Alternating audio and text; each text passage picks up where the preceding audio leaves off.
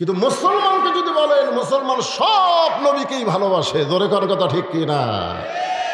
ইহুদিরা মুসার পরে আর কোনো নবী মানে না, খ্রিস্টানেরা ঈসা নবীর পরে কোনো নবী মানে না, আর মুসলমানেরা মোহাম্মদ নবীর উম্মত হলেও সমস্ত নবীকে তারা সম্মান করে, জোরে কোন ঠিক কি না? এই জন্য ইসলাম ধর্মে কোনো কৃপণতা। তাহলে সবাই একটু ঝাঁকি দিয়ে বলেন, লা ইলাহা ইল্লাল্লাহু নূহু নবিয়ুল্লাহ। নূহ নবী বললেন, বুড়িমা আপনার আর কোনো চিন্তা নাই। সোনালো বলেন, ইন্নাল্লাযীনা ক্বালু রব্বুনাল্লাহু সুম্মা ইসতাকামু তাতানাজ্জালু আলাইহিমুল মালাইকা আল্লা তাখাফু ওয়ালা তাহজানু ওয়া আবশিরু বিল জান্নাহ। আল্লাহ কিন্তু আমাদেরকে বলেছেন, আল্লাহ বলেছেন, নিশ্চয় যারা বলবে আল্লাহ আমার রব, এর প্রতি যারা অটল থাকবে, ইস্তেকাম থাকবে, তাতানাজ্জালু আলাইহিমুল মালাইকা, তাদের জন্য ফেরেশতার মাধ্যমে আল্লাহ খবর দিবেন, আল্লাহ তাখাফ, তোমাদের কোনো ভয় নাই, ওয়ালা তাহজান, তোমাদের কোনো চিন্তা নাই, ওয়া আবশিরু বিল জান্নাহ, বরং দুনিয়া থেকেই তোমরা জান্নাতের সুসংবাদ প্রাপ্ত হবে। নূহ বললেন, বুড়িমা আপনার আর কোনো চিন্তা নেই, বন্যা গজব যখন শুরু হবে তখন আপনার হাতটা ধরে আমি নৌকায় উঠে নিব। সঙ্গে সঙ্গে বুড়ি বললেন, আলহামদুলিল্লাহ। নৌকায় হাত ধরে তুলবার চাইছে কে? জোরে কান, কে তুলবার চাইছে? আর বুড়ি প্রশংসা করলো কার? তাহলে আপনারা কি বুঝলেন? কোন নেতার প্রশংসা করা যাবে? কোন চামচা হওয়া যাবে? এখানে বুড়ির বলা দরকার ছিল, বাবা নূহ তুমি অত্যন্ত ভালো একজন মানুষ, বাবা ওই বিপদের দিনে তুমি আমাকে হাত ধরে নৌকায় উঠাবা, তুমি খুবই ভালো মানুষ। বুড়ি এখানে নূহ নবীর কোনো প্রশংসা করেনি। অশকুরুলি, প্রশংসা করতে হবে কার? আল্লাহ ছাড়া অন্য কারো প্রশংসা করা যাবে? অন্য কারো করলেই ওয়ালা তাকফুরুন। বন্যা গজব শুরু হয়ে গেল, গোটা পৃথিবীর পাহাড় পর্বত পর্যন্ত 40 দিন পানির তলে ডুবেছিল। এত পানি হিমালয় পর্বত পর্যন্ত ডুবে গেছে। অনেকে বলে গজব খালি এখনই হয়, গজব খালি এখন হয় না, আগেও হচ্ছে। কথা কন না কেন? পানির জন্য দোয়া কি আল্লাহ নবী করেনি? এই কথা কন করেনি? এইবারে পানির জন্য আমরা একটু নামাজ পড়া দোয়া করছি, অনেকে কয় হুজুরকে দোয়ার আল্লাহ শুনতেছে না, শুনতেছে না। গতকাল পানি হয়নি, একটা বাতাস উঠছিল। আপনাকে মনে কি হয়েছে? আল্লাহ রে, আমাকে মাহফিল আগামীকাল, আল্লাহ যেন পানি না দেয়। জোরে কোন কথা ঠিক কিনা? আমরা দোয়া করি পানি দাও, মাহফিল আর কয় না দে। যারা ধান কাটতেছে তারা কয় আল্লাহ আরো 15 দিন পর পানি দাও। আল্লাহ এখন কার দিকে যায় কোন? তো আল্লাহ পড়ে গেছে বেকায়দা। জোরে কোন কি কায়দা? এক লোক বলতেছে, হুজুর আপনারা যখন আদায় শুরু করছেন তখন আমার পাশের জমির লোক 2 মণ ধান দান করছে। আল্লাহ রাসূল বলেছেন, আস-সাদকাতুল বালা, দান সদকা করলে বালা মুসিবত হয় না। তো ঝড় ঝাপটা আসলে ওর জমির ধান বাঁচলে আমারটা বাঁচলি, তো আমাকে দেওয়া লাগবে কেন? এটা কি দিল? আপনারা কি বুঝলেন? নৌকার ভিতরে যারা কি রক্ষা পাইছে, তারা নিরাপদ আছে, তারা নৌকার বাহিরে যারা ধ্বংস হয়েছে তারা। আল্লাহ ডাক দিলেন, হুরে তাহলে এই বুড়িটার খবর কি? নূহ বলতেছে, আল্লাহ আমার মনই নেই। এখন কি নাই? দেখছেন, কঠিন বিপদ যখন আসে তখন একটা নবী পর্যন্ত ভুলে যায়। আপনারা বলেন তো, হাসরের ময়দানের বিপদ সহজ না কঠিন? তাহলে ওই বিপদে পীর সাহেব মুরিদও খেয়াল থবি? আপনারা কোন থবে? কতগুলা বলে না, আমার কোনো টেনশন নাই, পিঠ ধরছি। নূহ নবী বলতেছে আল্লাহ আমার মনেই নাই। আল্লাহ বলে নূহ তাহলে বুড়ির খবর কি? নূহ বলতেছে সবাই যখন ধ্বংস হয়ে গেছে নৌকার বাহিরে, বুড়িটাও ধ্বংস হয়ে গেছে। আল্লাহ বলে নূহ আজগুবি কোনো কথা বলা যাবে না, কথা বলতে গেলে তদন্ত করে কথা বলতে হবে। সুবহানাল্লাহ। আজগুবি, আমাদের বাংলাদেশে আমরা আজগুবি কথা বলি। আজগুবি যে কোনো কথা আপনি বলবেন, কথা তদন্ত করে বলার দরকার আছে না নাই? দরকার আছে, কথা কেন আছে না নাই? আজকে আমাদের বাংলাদেশে অনেক বিষয় আমরা কোনো তদন্ত করি না, বিনা তদন্তে আমরা রিপোর্ট দেই। আজকে যারা কোরআনের মাহফিল এসেছেন, তদন্ত বিষয়টা একটু মনোযোগ দিয়ে খেয়াল করবেন। আল্লাহ বলে নূহ আজগুবি কোনো কথা বলা যাবে না, তদন্ত করো।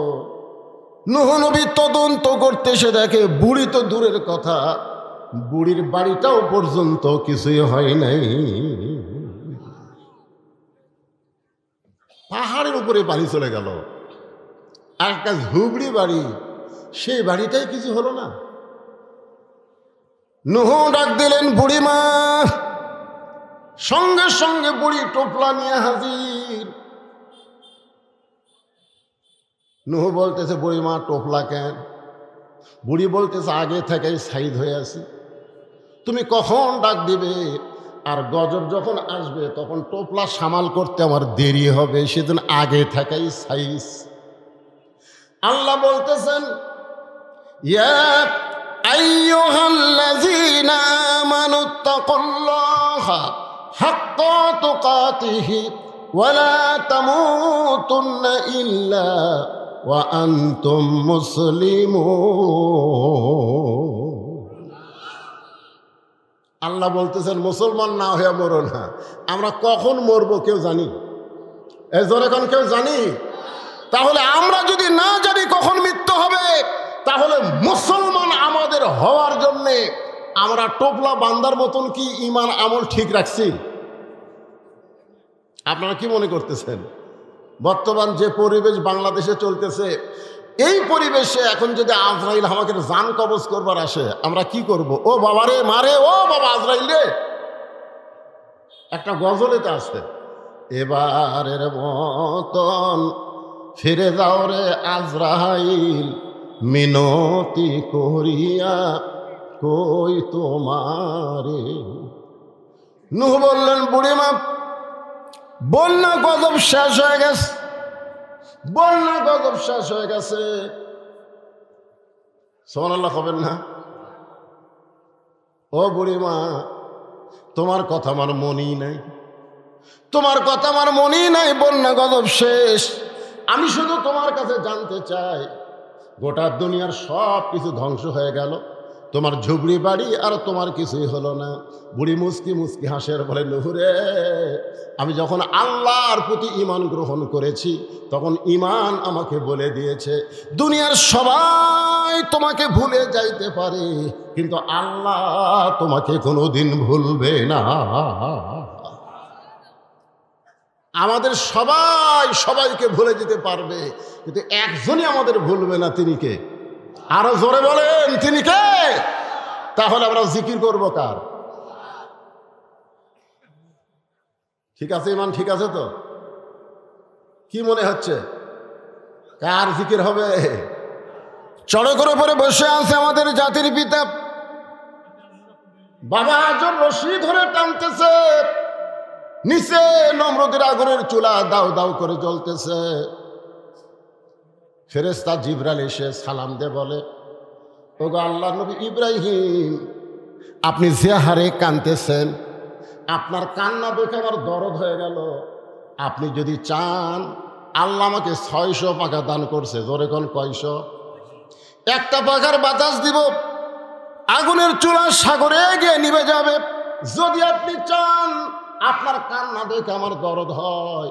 ইব্রাহিম বলে, জিবরাইল আমি একটা বারও নমরুদের আগুনের চুলার দিকে তাকাই নাই।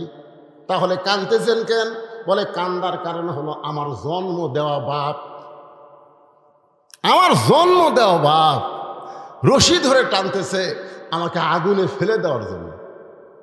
সন্তান যখন বিপদে পড়ে বাবা তখন সন্তানকে সাহায্য করে। জোরে কোন কথা ঠিক কিনা? আর ভাগ্য করে আমি এমন একটা বাবার সন্তান যেই বাবা আমাকে নমরুদের চুলার মধ্যে আগুনের মধ্যে ফেলে দেওয়ার জন্য রশি টানতেছে। আপনারা বলেন তো ইব্রাহিম নবীর বাবা মানুষটাকে ভালো না খারাপ? জোরে কোন ভালো না খারাপ? আর হামাকের বাপ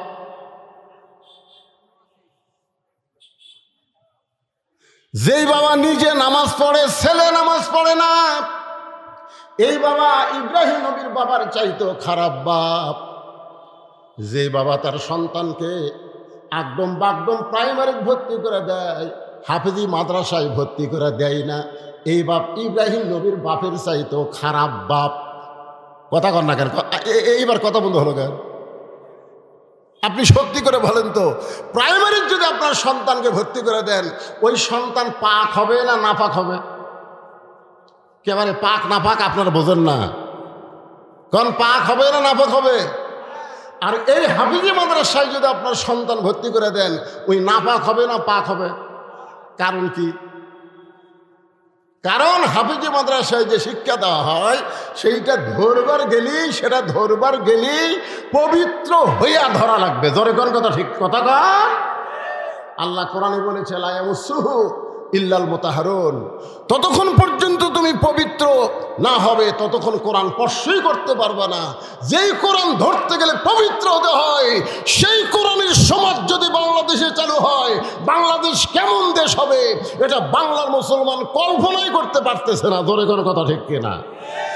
একবার যদি কল্পনায় আনতে পারত তাহলে মানুষের তৈরি আইন এইটা গ্রহণ করত না। আল্লাহর কোরআন আইন বাস্তবায়ন করার জন্য নিজের জীবন আল্লাহ রাস্তায় কুরবানি দিয়ে দিত। জোরে কোনো কথা ঠিক কিনা? কারণ আল্লাহ রাসূল বলেছেন মান সাআলাল্লাহু তাআলা আশ-শাহাদাতি বিসিদকিন বাল্লাগাহুল্লাহু মানাজিলাশ শুহাদা ওয়াই মাতা আলা ফিরাশিহি।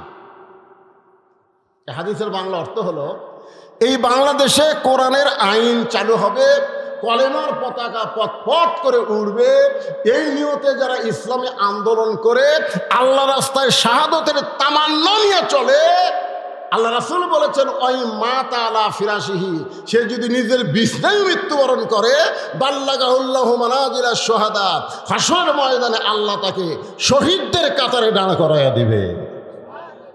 আপনারা বলেন তো শহীদের কোনো হিসাব আছে? এ কথা কন না, শহীদের কোনো হিসাব আছে? আর যারা আল্লাহ রাস্তায় শহীদ হয় তাদের মৃত্যুর কোনো যন্ত্রণা হয়? এ বাংলাদেশের কতকগুলা কোরআনের পাখিদেরকে ফাঁসি দেওয়া হলো, ফাঁসি দেওয়ার পরে আপনারা তাদেরকে দেখছেন? দেখেননি? মানুষ মরার সময় মুখ বেকা টেকা বহু কিছু করে মরে যায়। জোরে কোন কথা ঠিক কিনা? হ্যাঁ ভাইজান, একটু মনোযোগ দিয়ে কথাগুলো শুনবেন। ফাযকুরুনি আযকুরুকুম ওয়াশকুরুলি ওয়ালা তাকফুরুন। এই আয়াতটাকে নিয়ে আপনাদের সামনে আলোচনা করতেছি। বাবা আমাকে রশি ধরে টানতে আগুনে ফেলে দেওয়ার জন্যে। রে জিবরাইল, নমরুদের চুলার দিকে আমি একবারও তাকাই নাই, কারণ আমার ঈমান বলতেছে আগুনের মালিক নমরুদ না, আগুনের মালিককে। সবাই বলেন আগুনের মালিককে। নমরুদ আগুন জ্বালাবার পারবে, কিন্তু পুরানোর ক্ষমতা নমরুদের হাতে নাই।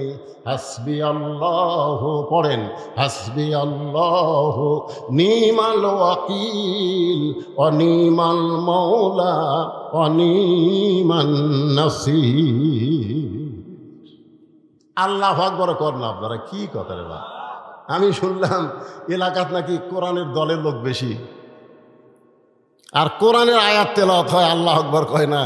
বাংলাদেশে বড় বড় দল যেগুলো আছে, যাকে আমরা বড় বড় দল বলি, এই বড় বড় দলের মধ্যে আল্লাহ আকবার নাই। জোরে কোন কথা ঠিক কথা কর না কেন? হ্যাঁ, ওরকে বহু মিছিল আমরা শুনছি, জীবনে কোনোদিন আল্লাহ আকবার শুনছেন? যদি কেউ ভুল করে আল্লাহ আকবার দেয়, ইচ্ছা করে তো দিবি না, ভুল করে যদি দেয় ওর ঘাট ধরে বার করে দিবি। কিন্তু আমাদের দলের তো এই স্লোগান নাই। তা আপনারা কি সেই দলের মানুষ? তো কোরআনের আয়াত শুনলে ইমান বাড়ে না কমে? একই কথা কয়দিন শুনবে? আল্লাহর কোরআনে আয়াতটাকে শোনেন, দেখি আপনাদের ইমান কি বোঝে। ইন্নামাল মুমিনুনা আল্লাযীনা ইযা যুকিরাল্লাহু ওয়াজিলাত কুলুবুহুম ওয়া ইযা তুলিয়াত আলাইহিম আয়াতুহু জাদাতুহুম ঈমানা ওয়া আলা রাব্বিহিম ইয়াতাওয়াক্কালুন। আল্লাহ কয়, ইব্রাহিম, তোমার ঈমানের যে পাওয়ার, নমরুদের আগুনের সেই পাওয়ারই নেই।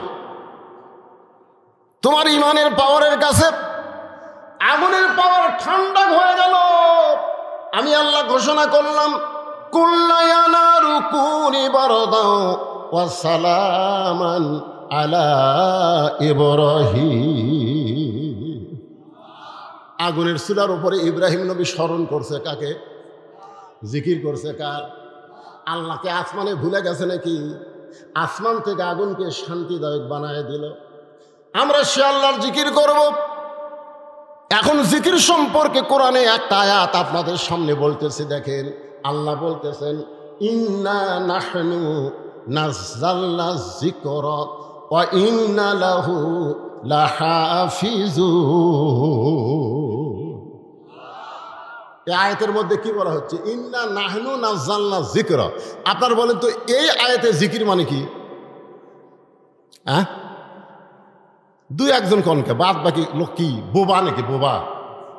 তাহলে প্রথম আয়াতে জিকির মানে স্মরণ, এতে জিকির মানে কোরআন। তাহলে কোরআনকে আল্লাহ জিকির হিসাবে নাজিল করেছে।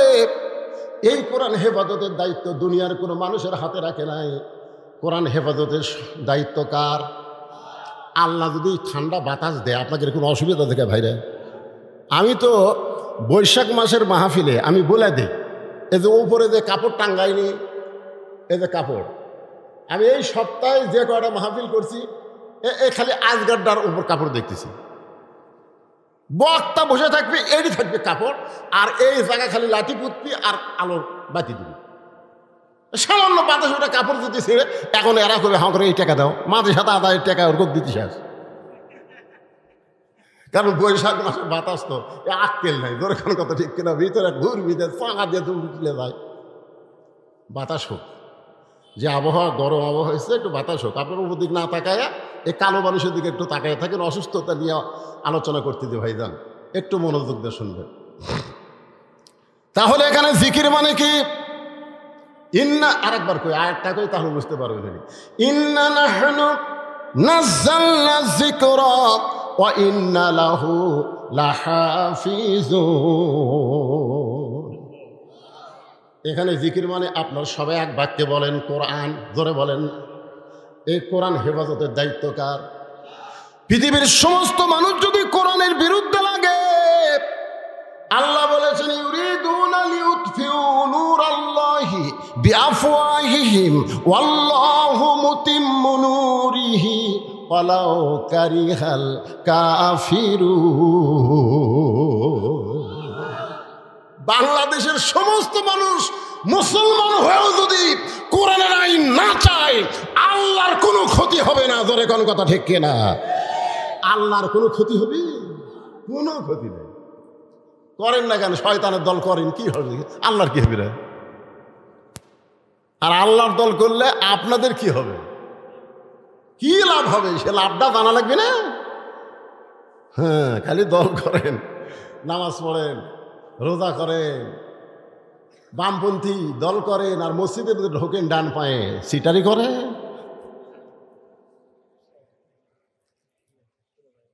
শোনেন, প্রথম একটা আয়াত নাজিল হলো, রাসূল তখন মদিনায় নামাজ পড়াচ্ছেন। আয়াতটা নামাজের মধ্যে আল্লাহ তাআলা রাসূলের উপর নাজিল করলেন। নামাজের ভিতরেই আল্লাহ ওহী নাজিল করলো। আয়াতটা হলো, ইয়া আইয়ুহান নাবিয়্যু হারজিল মুমিনিনা আলাল কিতাল। আমার আগে শাফি ওয়াজ করলো না? শাফি খালি না, বাংলাদেশের অধিকাংশ বক্তারা এই ভুলটা করে। বলে মুনাফিক সর্দার হলো আব্দুল্লাহ ইবনে উবাই। আব্দুল্লাহ ইবনে উবাই হলো একজন সাহাবী। আব্দুল্লাহ ইবনে উবাই হলো একজন সাহাবী। উবাইয়ের বেটা আব্দুল্লাহ, উনি আব্দুল্লাহ ভালো মানুষ, কিন্তু উবাই ইবনে খলফ যিনি মুনাফিকের সর্দার তার নাম হলো উবাই ইবনে খলফ। জোরেকার নাম কি? আর এক জায়গাতে আছে উবাই ইবনে সলুল। হ্যাঁ, উবাই ইবনে সলুল না উবাই ইবনে খলফ। আর আব্দুল্লাহ ইবনে উবাই একজন সাহাবী। আর আমরা একটা সাহাবী খেলে মুনাফিক মুনাফিক বলে যাচ্ছি। আমার কথা কি বুঝতে পারছেন? হ্যাঁ। তো উবাই ইবনে খলফ সামনে কাতারে নামাজ পড়ে, টুপি ঠিক, দাড়ি ঠিক, জুব্বা ঠিক, পাগড়িও ঠিক। এখানে আবু বকর রাদিয়াল্লাহর পাশে নামাজ পড়ে। আয়াত যখন নামাজের মধ্যে নবীর উপর নাজিল হলো, তখন নবী নামাজের সালাম ফিরায় সাহাবীর দিকে মুখ করলেন। মুখ করে বললেন, সাহাবীরা, আল্লাহ পাক একটা আয়াত আজকে নামাজের মধ্যে আমার উপর নাজিল করেছে। সাহাবীরা তো আশ্চর্য হয়ে বললেন, হুজুর, আল্লাহ কি আয়াত নাজিল করলো আপনি আমাদের বলেন। আল্লাহ নবী বললেন, তাহলে সাইদ হয়ে তোমরা শোনো। এই আয়াতটা হলো সাইদ হওয়ার আয়াত। জোরে কোন কি হওয়া? সাইদ হওয়া। খালি জামাতবদ্ধভাবে নামাজ পড়লে হবে না, কাতার সোজা করে নামাজ পড়লে হবে না, জামাতবদ্ধভাবে কাফের বেঈমানদের বিরুদ্ধে অস্ত্র ধারণ করা লাগবে। কারণ মক্কার কাফেরেরা যে কোনো সময় মদিনা আক্রমণ করতে পারে, আর মদিনা আক্রমণ করলে ইন্নাল্লাহা মা'আস সাবিরিন, ধৈর্যশীলদের সঙ্গে আল্লাহ আছে। আজকে আমাদের গোটা বাংলাদেশ ভারত আক্রমণ করেছে, প্রতিবেশী ভারত আমাদের গোটা বাংলাদেশ আক্রমণ করেছে। আপনারা বলতেছেন, হুজুর কি দিয়ে আক্রমণ করলো? ভারত তো আমাদের সাহায্যকারী, ভারত আমাদের প্রতিবেশী। আপনি জানেন না, ভারত অস্ত্রের চাইতো মারাত্মক অস্ত্র দিয়া আমাদের বাংলাদেশকে আক্রমণ করে আমাদের ঘরের বউ পর করে দিছে। কথা কন না কেন ভাই? আপনাদের গ্রামত কি ডিশের লাইন নাই? আপনি যাই আজকে ভোগ কবেন যে বজরিশিতে এত বার শুনিস, অমুক ভক্তের এত বার শুনিস, পর্দার এত বার শুনিস, আজ থেকে ভারতের দুটা চ্যানেল বাদ দিবি, স্টার জলসার জি বাংলা, এই দুই চ্যানেল দেখা হবে না। খালি এই কথা কবেন, দেখবেন তো বউ আপনার পক্ষে আছে না চ্যানেলের পক্ষে গেছে। আপনি খালি এটা খেয়াল করবেন। শোনেন, মেয়ে মানুষকে যদি দখল করে, মরদ মানুষ দখল হতে কোনো দেরি নাই। কারণ মেয়া দিয়েই বাংলাদেশ চলতেছে। তোমরা কোন কথা ঠিক কিনা ভাই? কিভাবে দেখছেন? ভারত আমাকে যুদ্ধ করা লাগবে কে রে? এমন ভাবে মাল দিয়ে দিচ্ছে আমাদের ছেলেমেয়েকে, যুবকদেরকে। যুবকগুলা সব নষ্ট হয়ে গেছে। একটু মনোযোগ দিয়ে কথাগুলো শুনবেন। যদি মক্কা মদিনা আক্রমণ করে, দোয়া দরুদ দিয়া মদিনা রক্ষা করা যাবে না। ওই কাফের বেঈমানদের বিরুদ্ধে অস্ত্র ধারণ করা লাগবে, যুদ্ধ করা লাগবে। সুবহানাল্লাহ। সমস্ত সাহাবীরা বলতেছে, হুজুর আমরা এক পায়ে রাজি। কারণ আল্লাহ যখন বলেছে অন্যায়ের বিরুদ্ধে যুদ্ধ করতে আমরা এক পায়ে রাজি।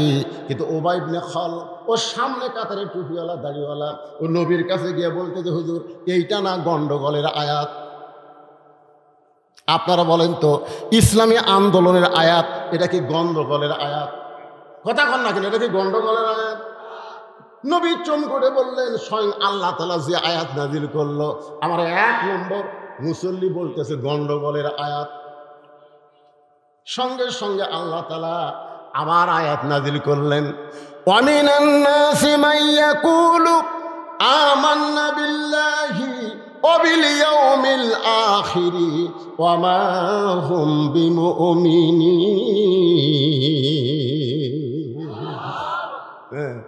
মানুষের মধ্যে অনেক টুপিওয়ালা, দাড়িওয়ালা, জুব্বাওয়ালা, নামাজিওয়ালা থাকবে। আল্লাহ বিশ্বাস করবে, আখিরাত বিশ্বাস করবে। আল্লাহ বলেছে ওরা মুমিনই না, ওরা মুমিন নয়, ওরা হলো মুনাফিক। বাংলাদেশে আল্লাহর কোরআন দিয়ে চলুক, এই নিয়ত যদি কারো অন্তরে না থাকে, ওর একটা ইবাদত আল্লাহর দরবারে কবুল হবে না। জোরে কোন কথা ঠিক কিনা? আপনারা বলেন তো, যতগুলা শায়েখ আমাদের বাংলাদেশে আছে, এই শায়েখের মধ্যে কোন আন্দোলন আছে? এ কথা বল না কেন আছে? আমি তো মনে করি এই শায়েকেরা হয়তো শয়তানের কাছ থেকে কিছু পায়। একটা শালা ওই ইসলামী আন্দোলনের একটা কথাও কয় না, তোরে কথা কর না কেন ভাই? এই শায়েক কিন্তু বেশি দিন আগে থেকে শুরু হয়নি, এটা শুরু হচ্ছে বছর 15 আগে থেকে। আগে মৌলানা ছিল, হজরত মৌলানা ছিল, হঠাৎ এই শায়েক, এক শায়েক এক কথা বলছে আর এক তাহেরি সেটা লেগে গেছে। এখন ফেসবুক খুলে দেখেন, ও রে বাবা রে, নবী কখন থেকে কি হলো, এই যে আমাদের বাংলাদেশের যুবকেরা মাথা শেষ, নামাজ পড়ে কি হবি রে? তাহেরি একটা কয়, আহমদুল্লাহ একটা কয়, ফের তোর নামাজ পড়ে কি হবে, এই কথা তো কে বলো না, হুজুর ঠিক নাই কি? তুমি যত বড় আলম হও, তোমার জবান দিয়ে যদি ইসলামী আন্দোলনের কথা না আসে, বাতিলের বিরুদ্ধে হকের পক্ষে কথা না আসে, তোমার একটা আমল আল্লাহর দরবারে কবুল হবে না। জোরে কোন কথা ঠিক না?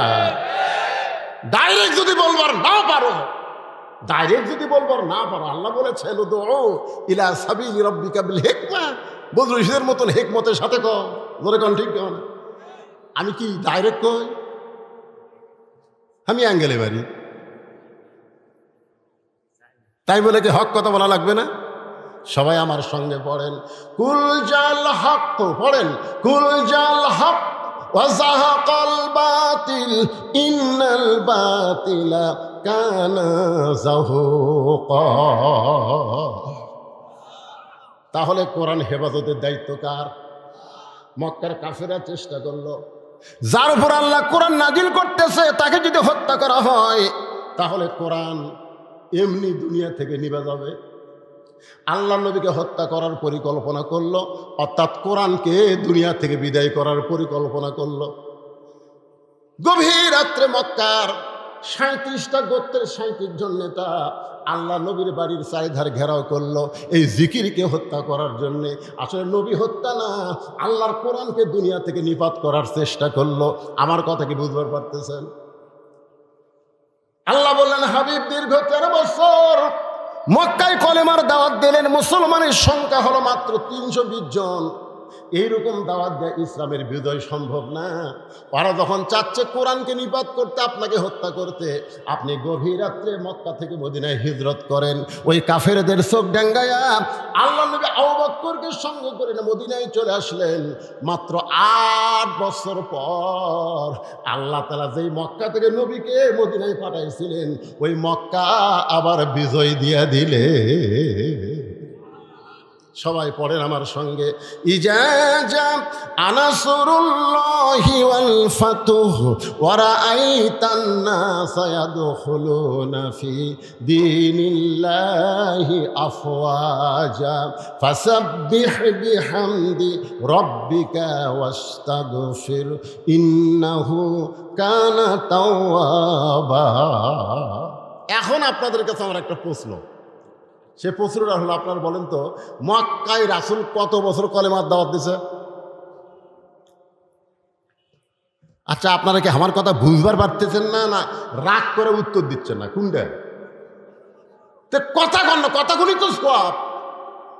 13 বছর দাওয়াত দিয়ে মুসলমানের সংখ্যা হলো মাত্র 320 জন। তার মধ্যে 17 জনকে ওরা মারাই পিটাই মারিছে।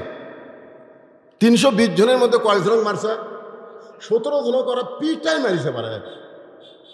তাহলে 13 বছরের আয় হলো 303 জন। এই 303টা আয় নিয়ে নবী হিজরত করলেন মদিনায়। মদিনায় 8 বছরে 10,000 সাহাবী নিয়ে মক্কা বিজয় হয়ে গেল। তাহলে 13 বছরে 320 জন আর 8 বছরে 10,000। কোন ইসলাম? মক্কার ইসলাম না মদিনার ইসলাম? কোনটা চান আপনারা? কথা কয় না। মক্কার ইসলাম খালি পিটন খাওয়া, আর মদিনার ইসলাম খালি পিটন খাওয়া না, মারবো। হ্যাঁ, আজকে বাংলাদেশে মক্কার ইসলাম চলতেছে, খালি পিটন খাওয়ারটা। ধরে কোনো কথা ঠিক না, পিটন দেওয়ার ইসলাম নাই ভাই রে। যারা ইসলামে আন্দোলন করতেছে তারাও হিকমত অবলম্বন করতেছে। এই যে সামনে নির্বাচন, এক ঘন যায়নি, হিকমত হেকমত করতে করতে আমি এক ওয়াজে বলি, চোর আসে চুরি করতেছে, আর ওই হেকমত অবলম্বন করছে, ইন্নাল্লাহ আমার সবিরে, ধৈর্যশীলদের সঙ্গে আল্লাহ আছে। এই কয়ে ধৈর্য ধারণ করতেছে, এদিকে চোর সব নিয়ে চলে গেছে। ওই হেকমতে আছে, ওই হেকমতে আছে।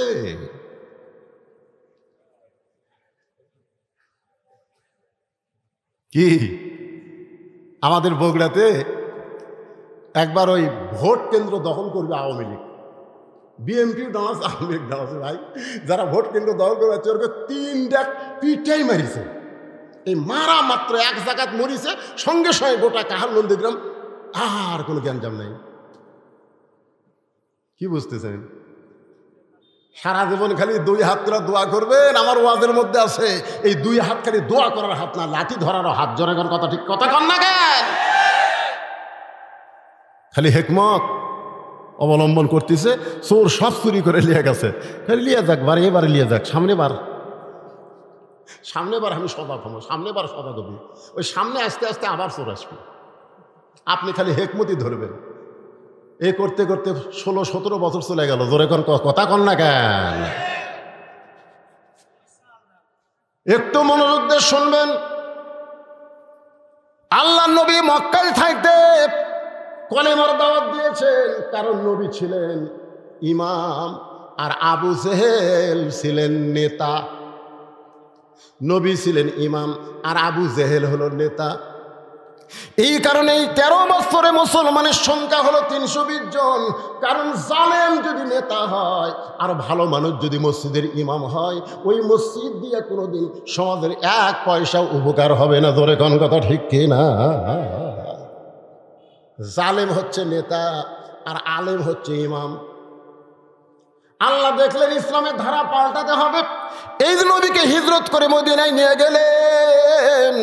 মদিনায় নিয়ে যাওয়ার পরে আল্লাহ তাআলা সর্বপ্রথম নবীকে দিয়ে একটা মসজিদ বানায় নিলেন, যে মসজিদের নাম হলো মসজিদে কোবা। ধরে কোন মসজিদের নাম কি? যারা হজ করছেন, এখানে যারা হাজী সাহেব আছেন, তারা সবাই মসজিদে কোবা চেনেন, অথবা যারা উমরা করছেন তারাও চিনেন। ওই মসজিদের মধ্যে 2টা রাকাত নামাজ কেউ যদি আদায় করে, আল্লাহ খুশি হয়ে তাকে একটা উমরা হজের সওয়াব দিয়ে দেয়।